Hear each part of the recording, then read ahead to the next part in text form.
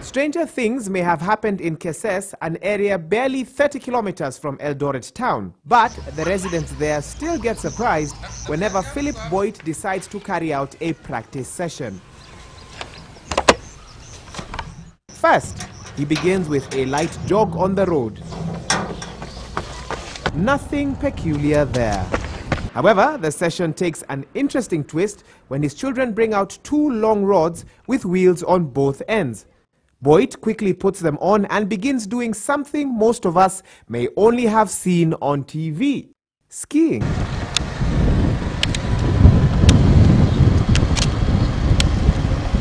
This is not the first time Boit is skiing on the road, but the reaction from children and from adults is always the same. They normally say it's a weird sport. Sometimes some of them are telling me, no, Philip, can you leave that skiing? Can you go back to your running? It's better to go running because we don't have facilities for training here. It was expected that Boit would follow after his uncle Mike Boit, who won a bronze medal in the 800 meters at the 1972 Summer Olympics in Munich, Germany. I started running in high school, and I used to run 800 meters and 1500 meters. And it took me all the way until I started cross-country skiing. And I was combining with running until 2000. The year 2000, I decided to quit from running and do only skiing. Boit first saw snow in 1996 in Finland, and soon thereafter sportswear giant Nike boosted his career by sponsoring his training together with compatriot Henry Bitok. Consequently, Boit clinched the only slot in the 1998 Winter Olympics in Nagano barely 2 years later. The big challenge was cold weather, because it was -17 when I arrived in Finland, Helsinki. From there also, the challenging thing was to put on the skis, because those things needs a lot of balance, and with me I couldn't balance myself. So when I tried putting on, I was just falling down all the time. Boit finished 92nd and last in the 10-kilometer race at the 1998 Winter Olympic Games. However, the awards for the race were delayed as the overall winner, Bjorn Daly, waited for Boit at the finish line to hug him. An experience so moving that Boit named one of his sons after the winner, Daly Boit.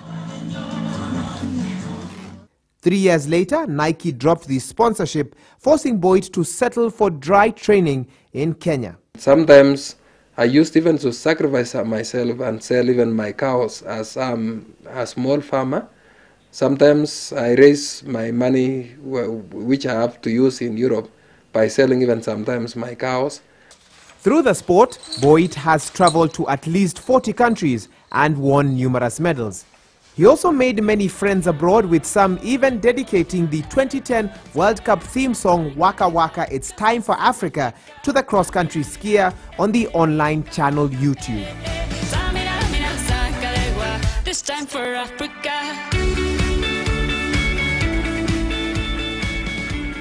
That is why many were surprised when Boit announced in 2010 that he would retire after the Vancouver Olympics, a decision he would rescind later on. For me, what makes me still keeping on is we don't have at the moment a qualified young skier, but I'm trying now to groom them.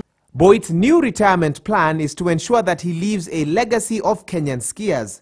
Thus, he has established a skating academy at Moore University in Eldoret. His campaign recently received a boost when the Korean Olympic Committee hosted him in London as a special ambassador during the Summer Games and promised to support his academy. The young kids, they are being trained how to handle or how to ski, because now when I started this skiing, it looks like the Korean, or the Korean country, they want to see that the program or the skiing is going on. And that's why now they are trying to let the kids have 2 weeks of training, so that maybe we might have 1 or 2 people representing the country 2018 in Olympics in Korea, Winter Olympics. Boit is categorical that he has never received any support from the Kenyan government. I've been carrying the Kenyan flag as a team captain, as the only one, and also participating, and Kenyan flag is being raised in all Olympics and World Championship I've participated. But I'm sorry to say I've never gotten any support or anything from the government. I'm very sure that I'm the champion of Africa. I don't think if there is any African who can beat me in cross-country skiing. Now at 41 years old, many sportsmen are in their prime. But for Boit, a man with a die-hard attitude, he has now set his sights on next year's Winter Olympics in Sochi, Russia. Very aware that if he doesn't qualify, then Kenya will not have any athlete at that event, and neither will the continent of Africa. Enough said. For Inside Sports, I'm Waihiga Mwaura.